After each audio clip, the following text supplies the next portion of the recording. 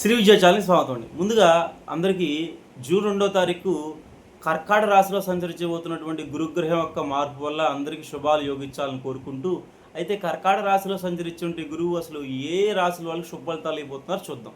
అయితే ఇప్పుడు ముందుగా మనం ధనుసు రాశి గురించి చూద్దాము.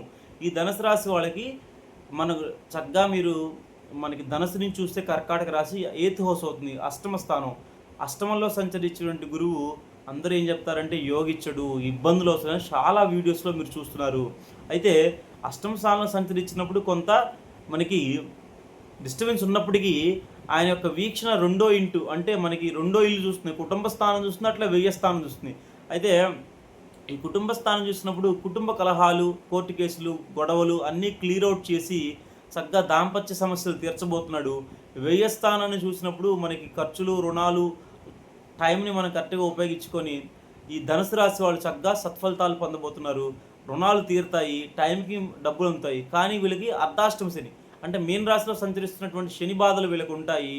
పైగా సప్తమ నుంచి వచ్చినటువంటి గురువు వీటిని కరెక్ట్ చేస్తున్నప్పటికీ కొంతవరకు స్లోగా ఉంటాడు. కాబట్టి ఎక్కువ మీరు దత్తాత్రేయుడి గుడికి, రాఘవేంద్ర స్వామి గుడికి తిరుగుతూ ఉంటే ఈ అష్టమ గురువు మీకు యోగించి ఫైనాన్షియల్గా వస్తాయి. అయితే ఆ డబ్బులు కరెక్ట్గా మీరు ఉపయోగపెట్టుకోవాలి.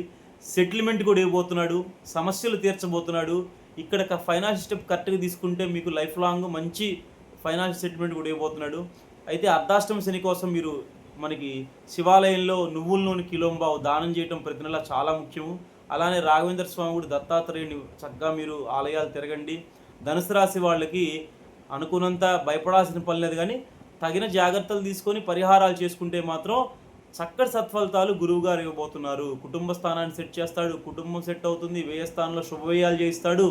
అలానే మనకి చక్కగా పుణ్యక్షేత్రాలు తిరగటం, దైవారాధన పెరగటం, భగవంతుడి ఆరాధనలో కూడా తీసుకొచ్చేటువంటి క్రమం ఇది.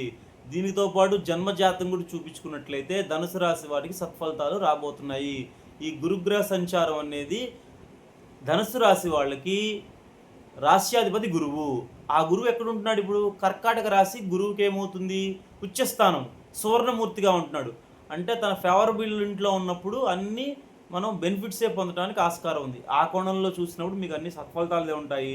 భయపడాల్సిన పని లేదు. దత్తాత్రేయుడు, రాఘవేంద్ర స్వామి, ఆ లలితాదేవిని చక్కగా మీరు ఉపచర్యలు చేసుకుంటూ చక్కగా ఏదైతే పరిహారాలు ఉన్నాయో పాటించండి. ఎక్కువ లలితాదేవిని స్మరించండి. Thanks for watching.